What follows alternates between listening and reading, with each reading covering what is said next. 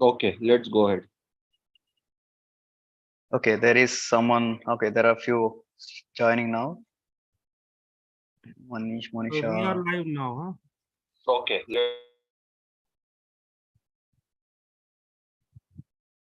Okay, Okay.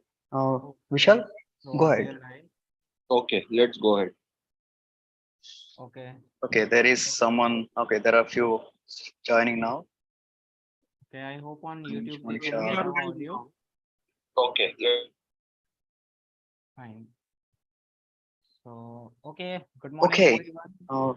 Vishal, go ahead. Yeah. okay, Okay. let's go ahead.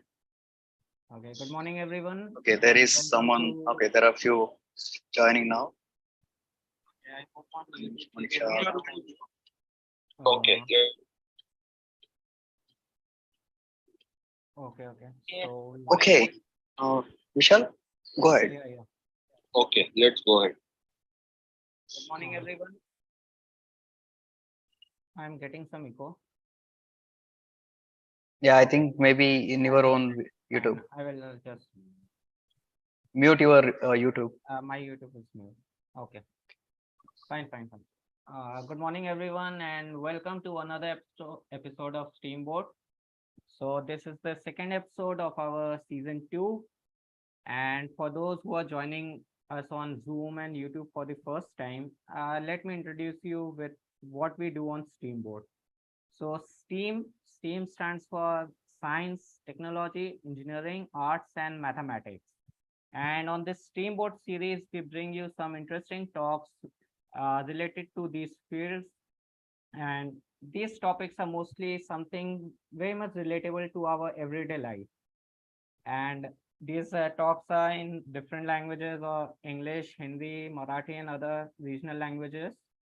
And so you can check our Steamboat page for different talks in different languages. And our English talks also we bring later on in the try to bring them in the regional languages.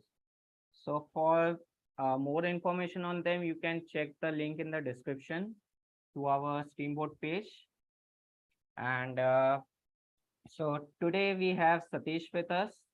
Sathish is a visiting fellow at Homi Bhabha Center for Science Education, and he works on chemistry education research, and he is interested in exploring the chemistry of materials and the nature around us. So today's talk is going to be in English, and so Satish, let's like today you're going to talk about this material concrete, which is one of the things we see all around in this urban jungle we live in, and but we notice it the least maybe. So maybe you can start, and our viewers, you can put your questions on YouTube and Zoom in the chat box. So Satish, you can start.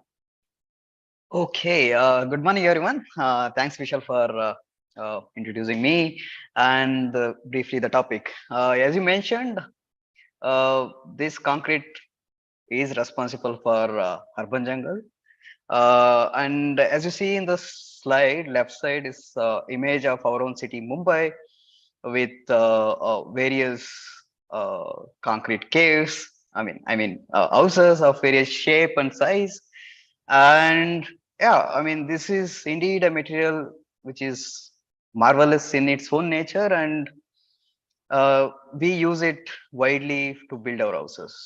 And before we go into actual topic of concrete and its history and chemistry and some interesting stories about it, we'll look around and see what other animals and birds build their houses of. Okay, what the materials they use for building their houses, just like we do currently concrete, what others use, right? So I am showing you few images of houses labeled as 1 to 6, right? First one is ant, second one is weaving birds, and the other kind is third is another kind of bird, and this is spider, and termite house, and base cave. So, can you name? Okay, so the participant, I would like if you can put up your answers in the chat box, either in uh, YouTube or in Zoom, we can go ahead. Like, I need you to put answers. Like, what are the materials used to build these houses? Uh, what materials the animals or birds use Viewers for? can put down their answers in the chat. Okay. So first one, what is the material ants use for building houses? Building their house? I mean, It mostly it is would digging house. be something like soil, I think. Okay. Soil Okay. or yeah. So okay. So is there any other answer? So no, right now we are not having. Okay. Anyway, I will reveal the answers. First one is sand or clay. Ants build or dig houses made of this one, and birds. This house, I mean, this nest is basically made of leaf fibers or grass and twigs. Twigs basically small sticks, and the other nest is this particular nest is made of twigs, small sticks, and some grass, and and spiders. This is actually a spider silk. So so Arnav has replied some in the chat that mud, Okay, leaves, grass, silk, and mud for fifth one also, and use old cave for sixth one. exactly. So Arnab, you're absolutely right. So so interestingly, the clay. Also, we Uh, have one comment from Amish. okay. So yes, Amish, that is he's saying that the fourth one is from the first steamboat session. Exactly. So that's where we began our steamboat. Uh, Talk yeah, series. right. So there's a talk by Suravi. It's about spider silk, and that's an interesting talk. One can go and watch this after this session, and this is an interesting talk. And termites build their houses using clay and termite saliva. Saliva is roughly, I mean, it's actually acting as a glue which holds clay here. And obviously, bear uses a cave, which is mostly naturally occurring cave made of stone. So, uh, among these materials, can we build houses with using these materials which animals use or birds use? Can we do that? What participants So say about yeah, it? viewers, you can put it in the chat box. What do you think? Can we make our houses with any of these materials? Can we use silk or clay or twigs or small sticks or stone? Subra says yes. Okay. So which material one can use? So yeah, what material can we use for making our houses from these? Okay. People do make houses, she says. People do make houses with stones and mud. Exactly. Okay. So people use stone and mud to build houses, and so was we as ancestors, like our ancestors, human ancestors, used to live in naturally occurring stone caves, right? Eventually, they realize there are other materials one can use for building his houses. As Sugra ma'am rightly mentioned, uh, first one basically is made of clay, and second one is timber or wood, and third one is a beautifully uh, made of glass, and fourth one is stone, and fifth one is an interesting, like you might not able to identify what the material is made up of. It looks much like any other material, but interestingly, this is made up of plastic waste. So plastic waste was crushed and then um, glued together to make walls for building this particular house. So it's there near Mangalore in Karnataka. It is made up of plastic, which is very important towards recycling plastic and reusing plastic, right? And the bamboo, and okay, this is again rural South Indian uh, people also construct their houses or like temporary houses based on coconut leaves. So this is one other thing. And among these materials again, So which is the most stable material to use for building houses? Like, can we rely on these materials? Any of the particular material? Like, which is the most stable and stronger material one can use for building houses among these given 7 options? So viewers, again a question for you. What do you think? Which of these materials are most stable? Is that right, Satish? Yeah, which are suitable for building our houses. Amish is asking stone.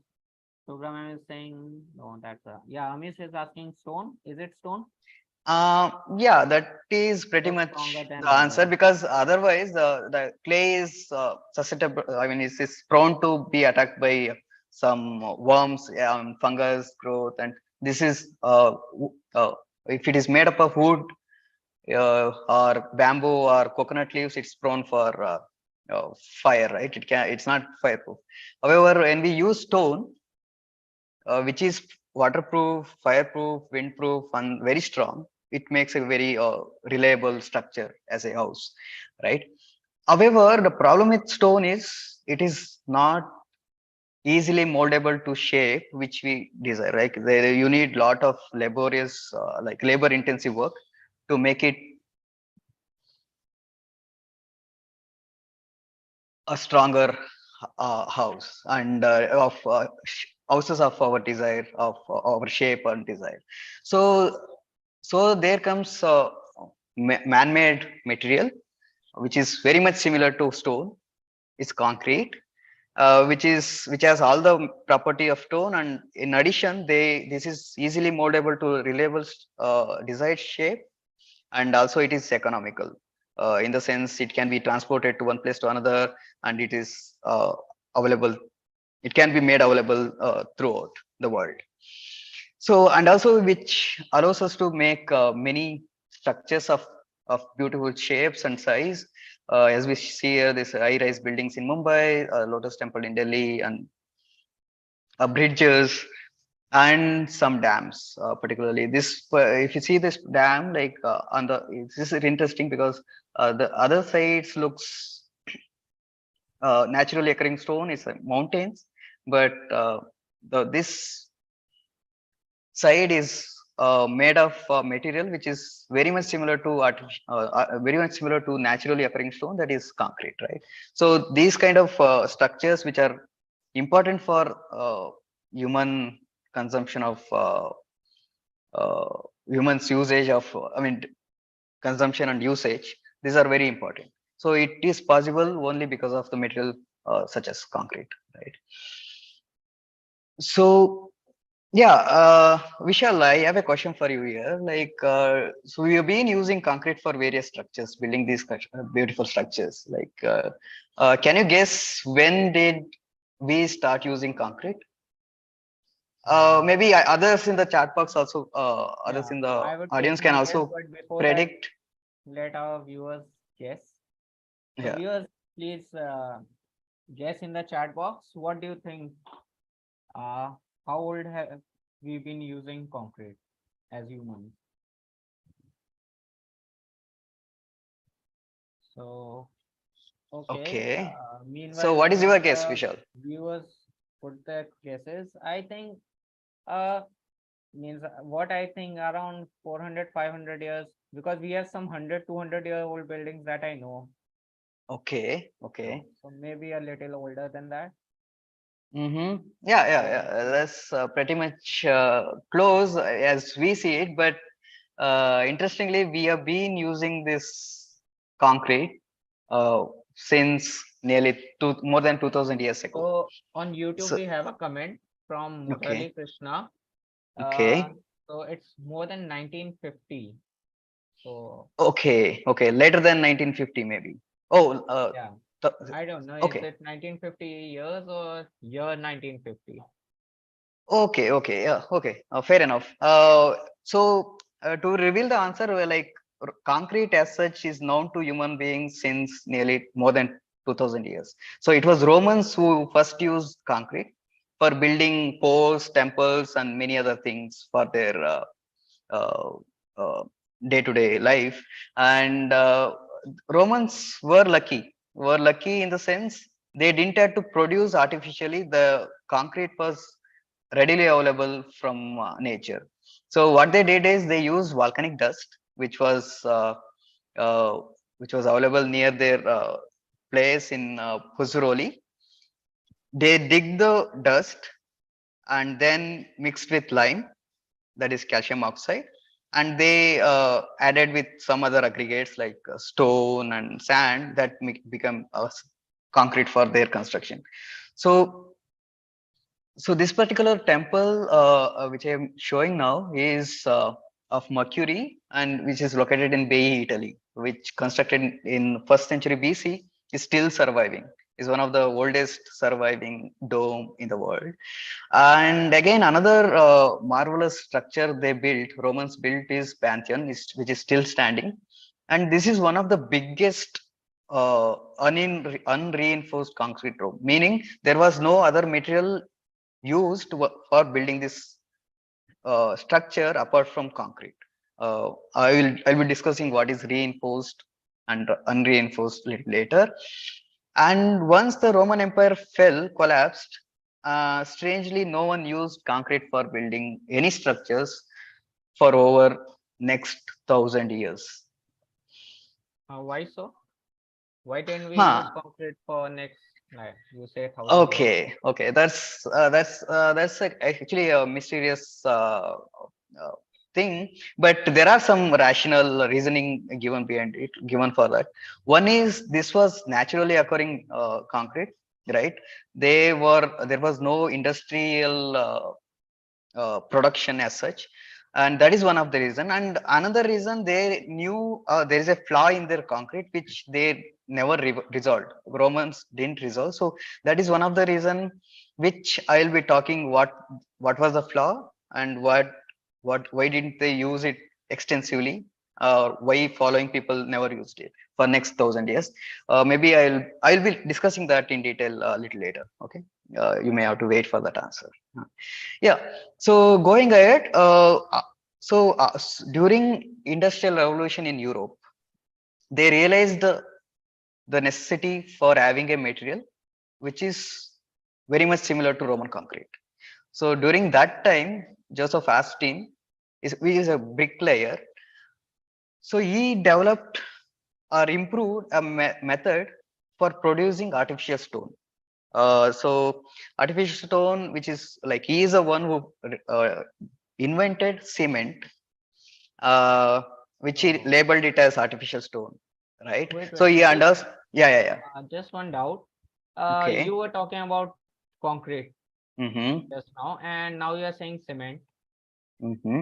Yeah. So are the concrete and cement same thing you are saying? No, actually, they are different. But cement is a primary ingredient required to make concrete. Okay, so that's why it is important to know cement production when it was invented. At least the Portland cement, which we now use very often. Like whenever you see outside, which in a building site, in the construction site, it is mostly they are using Portland cement. That is what this guy Joseph Astin invented in 1824. He named it as Portland cement because it was very similar to Portland stone, which I have shown here, right? And further, just using this cement was not enough for having a stronger structures. So that flaw was addressed by a pot maker. I mean, in Paris, Joseph Monia, he introduced uh, iron mesh into this concrete, which kind of made a stronger pot. Like he was using fire clay pots before. Then he realized it is brittle and he wants something stronger. Then even though when he started using just concrete, it was not strong enough. It was still cracking. So he introduced iron mesh. It become much more stronger, and it can be used for quite long time. So this is one of the milestone in concrete history. And recently there are many changes. There are many developments in making this concrete as a smart material or improved material in terms of material properties. So I will be talking about this in detail a little later. And as you were talking about what is the difference between concrete and cement, uh, yeah, let's look into what concrete is made up of, right? So concrete is basically made of it's a mixture of cement, sand, crushed stone, and obviously water. Uh, to get this, okay, you cannot add at various proportion. You can get a consistency of this concrete by adding roughly 13% of cement, 20% of water, and 67% of aggregates. Are there any questions here? Uh, Currently, no, we don't have any questions right now. Okay, okay, great. So as you can see here, like only 13% of cement is required, but it is a key material which glues together all the other components of concrete. Okay, so as I mentioned, cement is a key ingredient. We need to know more about cement, right? So cement is a unique glue, which basically glues all the other aggregates and water. And there are two types of cement. One is hydraulic cement, another is non-hydraulic cement. Hydraulic cement is basically something, a kind of cement which gets hardened when we add water to it. For example, Portland cement, that is a very commonly used kind of cement. There is another kind of cement which is called non-hydraulic cement. Is something hardens without water. Like when there is no water, that becomes harder. Uh, for example, it's a slake lime, which is commonly known as tuna in Hindi and sunna in Kannada, right? So when there is no water in it, it will become quite hard, similar to concrete. Or yeah, right. So this is another kind of cement. But in this talk, we will mostly focus on Portland cement and its properties. Okay, so how it is made and how can it be used. So as far as raw material is concerned, you see limestone, shale, clay, sand, and iron ore is key raw materials for production of cement, which we basically, and limestone is calcium carbonate in chemical terms. And these shale, clay, sand basically made of silica and oxygen atoms and coming together forming either silicates or silica, SiO2, and iron ore. So just grinding them and mixing them doesn't yield you cement.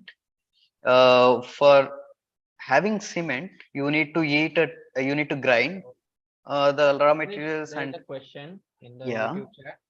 Okay. What is the impact in local weather due to concretization of buildings? Is it sustainable? So maybe I think So I think we will be addressing that question. We can take that question again later, right? Because if I understood properly, what are the effect of using concrete, right? How it is affecting nature? Is that the question? yes, it is actually us talking about the local weather. Means I Okay, think it okay, yeah, yeah, affects the yeah. temperature in some Okay, way. okay, okay. We'll come back to that question. We will take up that question Yes. at the end, right? So yeah, and that is mixed. I mean, the raw materials are grinded and mixed and led into a rotating heater, which is heated at very high temperature, 1450 degrees Celsius, and then it is further grinded, and then we get cement, which is packed and transported where it is required. So during this process, and did you? I mean, one can notice here we use quite higher temperature. It's around 1450 degrees Celsius, and which is basically we are mimicking volcano, as Romans did. I mean, nature was doing it for them, but we are basically now mimicking that process of heating at very high temperature and getting the cement. And while doing so, we liberate. So limestone is basically upon heating at higher temperature gives calcium oxide and carbon dioxide. So we are releasing a lot of carbon dioxide. But calcium oxide here reacts again with clay material, and to form, and this clay is basically silicon and oxygen based compound or material, which gives a family of calcium silicates. And okay, so as we are talking about cement production, there's a fun fact. There's a town named Cement Nagar in Andhra Pradesh because there is a cement production unit. So they named their town as Cement Nagar. Okay. Uh, okay. Then going forward, as we know about cement now, we'll go again back to concrete production. As we mentioned, we mix these raw materials and make concrete. When we add water, it sets a quite various number of complex reactions. It initiates reactions, and while it is doing so, it grows along with water. When we add water, it reacts with water, and there is a growth of this kind of mesh kind of uh, fibrils which interlock each other and make it stronger. When we add water, it eventually becomes stronger. This is the process here, right? So addition of water is important to So concrete. Yeah. just I had a question for you, Satish. Mhm. So this fiber-like network of cement, is Okay. this network what giving the concrete its strength on drying? Exactly. I mean, they interlink when they grow. I mean, when they suck up water, like basically they interact with cement molecules will interact with water molecules. They form these kind of fibrils. These interlinkage be will give them the strength, right? It becomes stronger. Uh, Okay. and okay, so there's a question for audience here. Like when we add water to this cement and aggregate mixture, uh, uh, what would happen? Like, have you touched anytime this concrete mixer? Uh, did you feel hot or cold when you touch it? Like, is there anyone who touched concrete by their hand? Exothermic reaction होगा. Great. Yeah. That is actually one of my questions. So here, when we add water, so exothermic basically the react mixture becomes warm.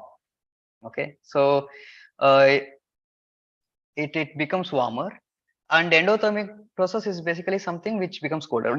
As someone mentioned here, uh, it is an exothermic reaction, means it will become warmer. More, I mean, interestingly, it is not just giving heat at some point. It gives away in a different sequence of temperature. Like when we just add water to concrete, water to cement mixture. So there is initial mixing reaction which gives away a lot of heat. I mean, it will become warmer in the beginning, then it cools down.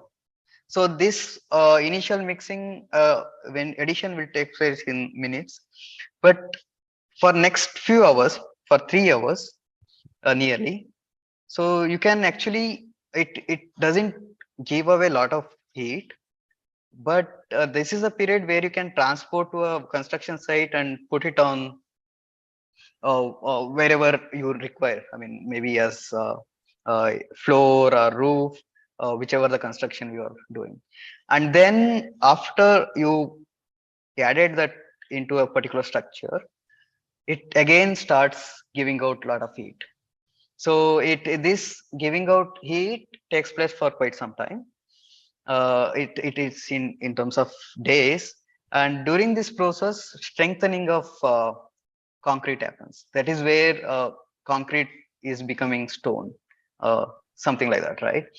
So during this process, you need to add water. That is called curing. I mean, you basically add uh, water for curing, which allows concrete to retain moisture.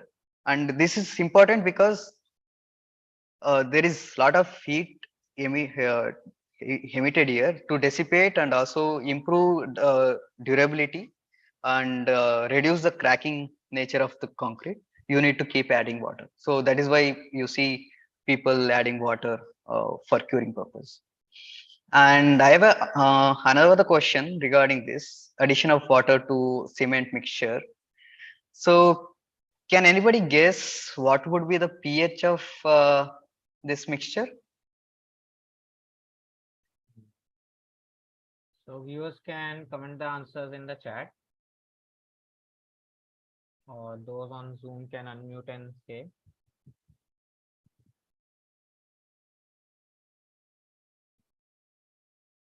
Okay. So Satish, what I think it should be somewhat alkaline. Yes, it is alkaline. In the sense, because of presence of alkalis, many alkalis like calcium hydroxide and all, this becomes alkaline. Okay, that is the reason. Like when you see construction workers uh, use gloves while handling this concrete. Like the reason is alkali is very harmful for our skin, so that is why you need to they are using uh, gloves to protect themselves from harmful effect of concrete. Okay, so we have been talking about history and chemistry of concrete, and can anyone guess which is the most used material in the world, uh, or I can put it in the other way, like which is the most consumed material or substance in the world by human beings? Anyone? Like maybe like maybe water. Yeah, water is a necessity. Oh, Then, Amish oh, has okay, a better answer, I guess. okay. It's coffee. Yeah. That is okay. So in terms of consumption, yeah, maybe that is fun. But to make coffee, you need water, right? So that makes sense. Water is one of the most consumed material. Like, can you guess what is the next to water? Like, which material or substance is being used? Okay. So viewers, can you guess what is the second most used substance after water? I mean, actually, it is straightforward because as we are talking about concrete. I mean, I am expecting it's concrete, right? So, okay, let's go forward. And concrete is the second most used substance in the world, only after water. So we use a lot of enormous amount of concrete, which is basically in terms of numbers, is 3.5 billion tons of Portland cement is being produced annually in the world, and obviously concrete is around 10 billion times, a billion tons. And because there is a reaction happening while producing cement, that is carbon dioxide production, while we eat calcium carbonate, uh, it emits up for every 100 every ton of cement production emits nearly 622 kilogram of carbon dioxide, which is huge. Uh, So I and think actually, we are trying to answer the question which was previously posed. primarily, yes. Yeah, right. I mean, this is one of the effect. Like in terms of production itself, there is nearly 8% of man-made emissions of carbon dioxide comes from cement industry, which is huge. And to put it in other terms, like we know these structures, at least the right structure, we know it's a Burj Khalifa, tallest building in the world, which is made up of concrete, consumed nearly 0.33 million meter cube of concrete. Meter cube is basically 1,000 liters, okay, which is huge. And again, there's a dam, Three Gorges Dam in China, which is one of the largest dam. Can anybody make a guess what is the amount of concrete is being used to construct this dam? Like maybe in uh, how many times more or less than Burj Khalifa consumed? Any guesses? Hmm. So viewers, what do you think? How many times of concrete is being used? Amish says twice. Mm-hmm. Any more guesses? Um, Like, Okay. you try Okay. and take a Okay. wild guess, maybe 10 times. Okay. Yeah, that's. But it's much more than that. In the sense, it is nearly 90 times because it consumed 28 million meter cube of concrete, which is enormous amount of concrete, right? So as we are talking about a dam in China, and another fact about China's consumption of concrete is they in between 2011 and 13. I mean, that is 3 years of time. China used lot more concrete than USA used in the whole entire 21st century, 20th century, which is you can see they have used quite a lot of concrete, right? They must have, I mean, so they have also resulted in a lot of carbon dioxide emission, which is a greenhouse gas, and which leads to global warming. Which is, and also we cannot complain much about it because that is a necessity material. In concrete, you cannot live without concrete because we need to cater nearly 8 billion people in the world, and we need water, we need uh, energy for our consumption, and we need shelter more than everything. So it is indeed a costly compromise, right? So scientists are working towards how can they fix this. One of the aspect they go about it is looking for cement alternatives. Can they replace cement? Sadly, they cannot completely replace cement. What they can do is they can partly replace, meaning they can mix certain portion of other materials like fly ash, blast furnace slag, or microsilica, which are byproducts. Otherwise, these fly ash is basically a byproduct of combustion of coal. Blast furnace slag is a byproduct during production of iron, and microsilica while production of silicon products. Right? Okay. Uh, so in place of Portland cement, 25% of Portland cement can be replaced with fly ash, which gives a reliable and decent strength to the concrete coming out of this particular cement. And blast furnace, when you see, this is basically it's a production unit of iron, where the raw materials, as you see, limestone is one of the raw material, and which is being heated very similar to our cement production. And the waste material produced here is slag, which is again, if you look into the chemistry, it's a calcium aluminum silicate, which is very similar to chemistry of actual cement we use, the Portland cement. So it allows us to replace 70 to 80%, which is already commercially available. Portland slag cement is available in India as well, and it is known to be more stronger than uh, ordinary Portland cement. Okay, so these are one of the aspect. And going forward, uh, as you were asking, Vishal, why there was gap of 1,000 years, right? So Romans were not able to solve this because when they have concrete slab like this, when the force is applied, they tend to crack. They tend to break down into pieces. They didn't know how to solve this. And after industrial revolution and a pot maker who solved this using steel bar, then this is called reinforced concrete. Meaning even after when we put force, there is no deformation and there is no breakage. I mean, there's no breakage in the sense that the strong strength of the material itself is becoming stronger, right? So this is something called RCC. This is well-known term RCC, that is reinforced cement concrete. Basically, the concrete is reinforced with steel. It is put inside a concrete material. So if you look into other property, concrete has higher compressive strength. Compressive strength, when you apply forces on the both side, it can withstand high force, a load. However, when we stretch it, it will crack open. But a steel, when we reinforce the steel, which has higher tensile strength, this hybrid material will be more stronger than just concrete. So that is why we say concrete and steel make a best partnership. However, when it is exposed to when the steel is exposed, it will exposed to environment, it will get corroded. Okay, that is one of the factors we need to be careful about. And as we are talking about best partnership, there is another good thing about reinforced concrete, meaning because of alkaline nature of concrete, there will be a protecting layer formed on the surface of steel bar, right?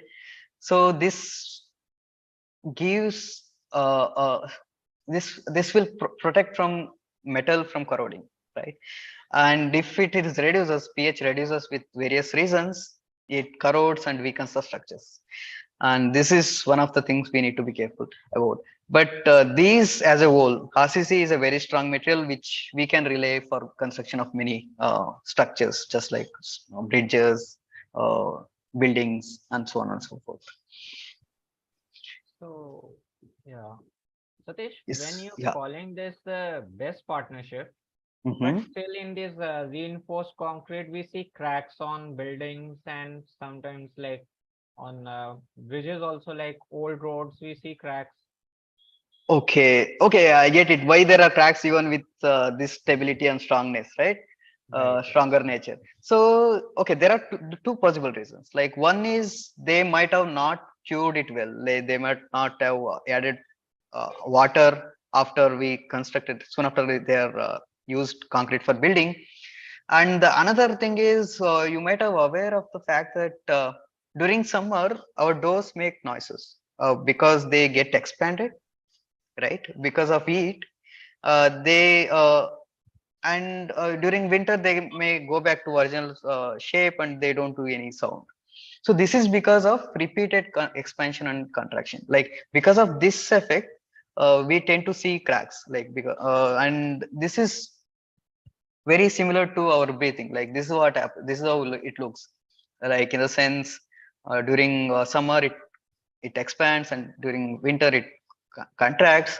This continuous repetition leads to cracks, both on walls and you can see on it roads as well, right? And again, scientists are working towards how to fix this. And so usually scientists gets inspiration and solution from our day-to-day life and nature around us. One of the aspect is when we get a small cut in our hand, our body knows how to self-heal. Like in the sense, it knows how to cure by itself without we being applying any ointment or something like that, right? This is called self-healing, and scientists wonder what if can make the same thing if concrete have a crack and it self-heals. So such material being is under research, and it is there since 40 years, and that kind of material is called self-healing concrete. So this is important when we are constructing concretes such as nuclear power station or bridges, where is preferred not to have a frequent visits there to check the stability of the construction. So this kind of self-healing concrete comes into help, right? And it also reduces cost of repairing many factors. That is one of the interesting thing and important thing to be considered. How do they do it? Like, okay, so this is an interesting thing, but how do they do it, right? That's a general question one can ask. So, so interestingly, the question answer came from a unexpected place. In the sense, a microbiologist who were working on some kind of bacteria, and they were actually looking at living organisms in extreme pH conditions, like whether some organisms able to survive in extreme alkaline conditions.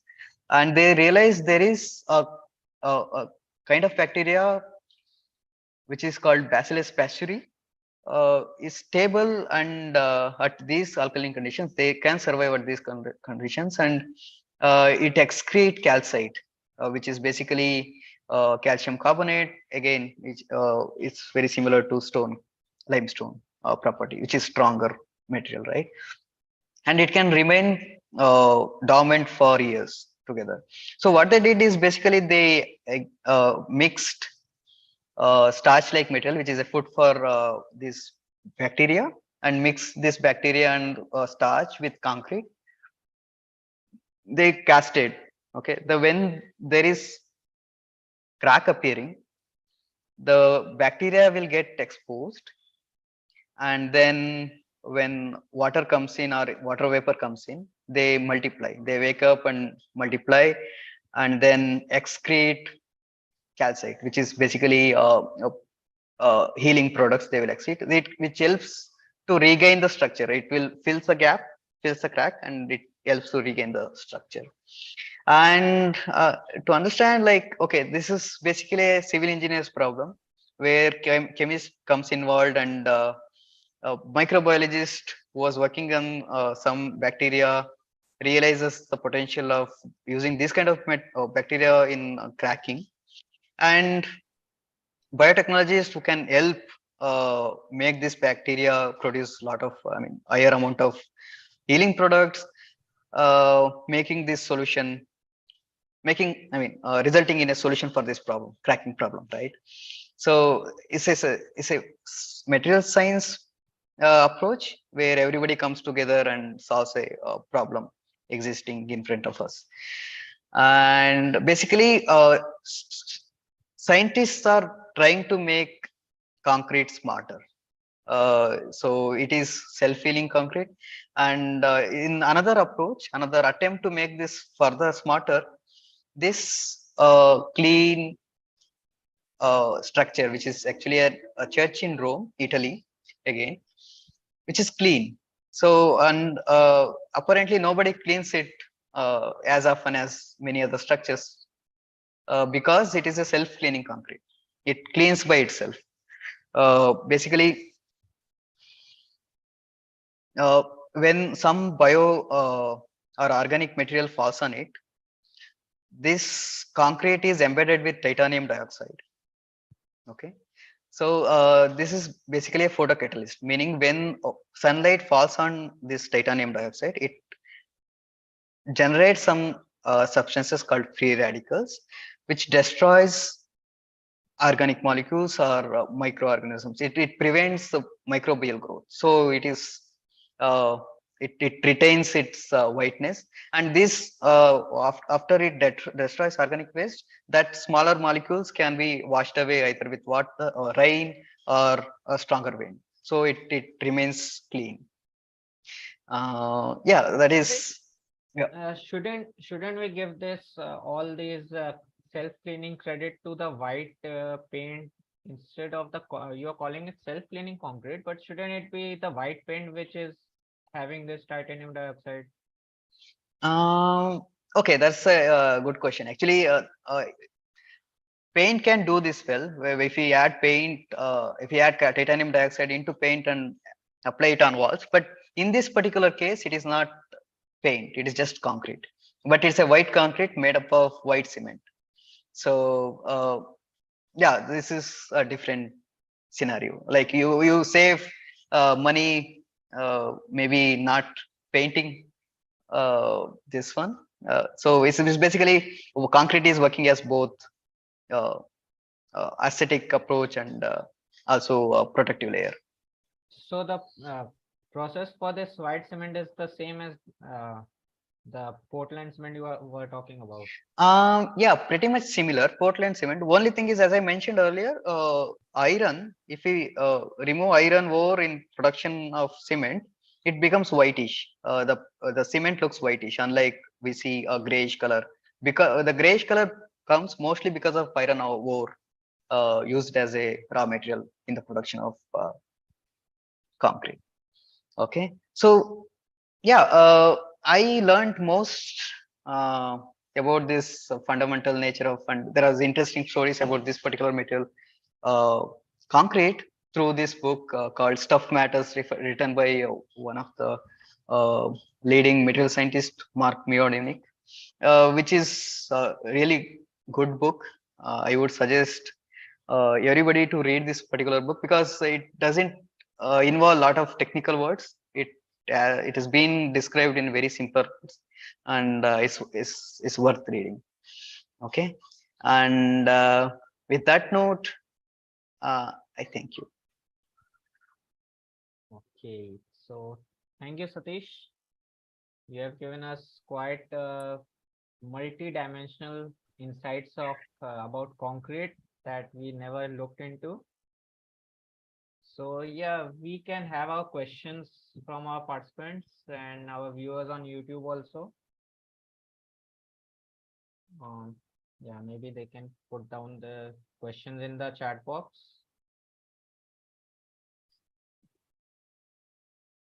We can wait for some 30 seconds. Amish says great session. Thank you, Amish, for being there from start. Thanks, Amish.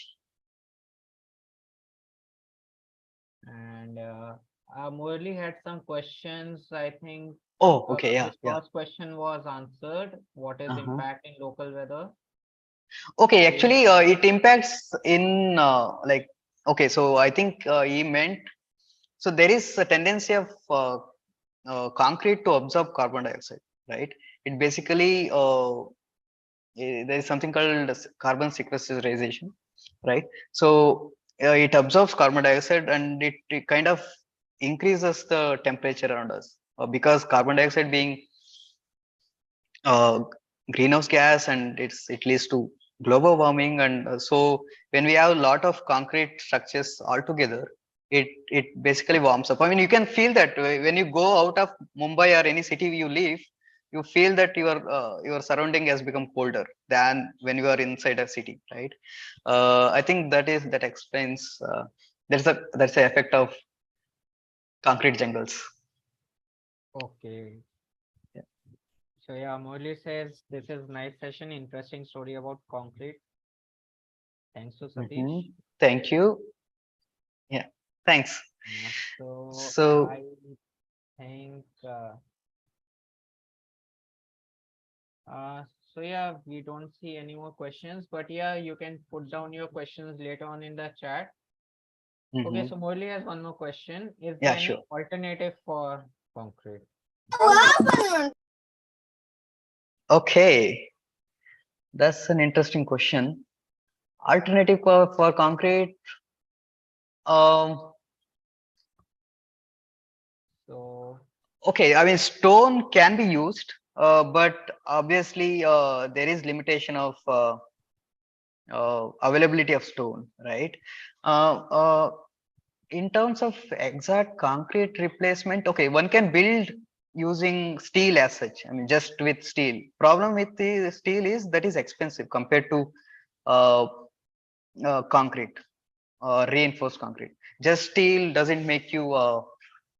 I mean, steel is reliable material which you can build houses of, but it's costly. And also there is now glasses, maybe tinted glasses, or there are many other glasses which are equally strong. Problem is they are expensive again. So economically they are not feasible. I think concrete is the most economical way of constructing most of the structures we use. Uh, Again, there it is not limited just for concrete. Steel can be used, glass can be used. Yeah, wood can be used. The only thing is you need to take care of attack by termites or other worms. Yeah. In so fact, most of the buildings in US are buildings, money houses in US are built using wood. So yeah. so what I would like to answer to this, like Mhm. there is not exactly an alternative for concrete that could replace it completely. But like Satish spoke about some alternatives of cement, which Right, can right. reduce its usage for quite a Yeah, period consumption of can be time, reduced. Right, right, right? right, right. You're Giving us right. the same strength and properties still, right? Exactly. Yeah, yeah, yeah. Okay. So yeah, so I think we don't have any more questions. Hmm. So on Zoom, do we have any more questions? I think you should be able to see it. No, like, okay, so, okay, so I think we come to the end of this session. Uh, Yeah. So thanks, Satish. And thank you, our viewers. So we shall meet again next month on the second Sunday at 11 a.m. with another interesting topic on this Steamboat Talk series. And you can follow us on our social media handles, subscribe to the channel on YouTube to get the notifications and updates on our new talks. And you can watch our older sessions, which have covered quite many interesting talks. So yeah, uh, thank you all and wish you all a very happy new year in advance from Steamboat team. See you all next year. Yeah. Okay. Okay. So- Okay. See you.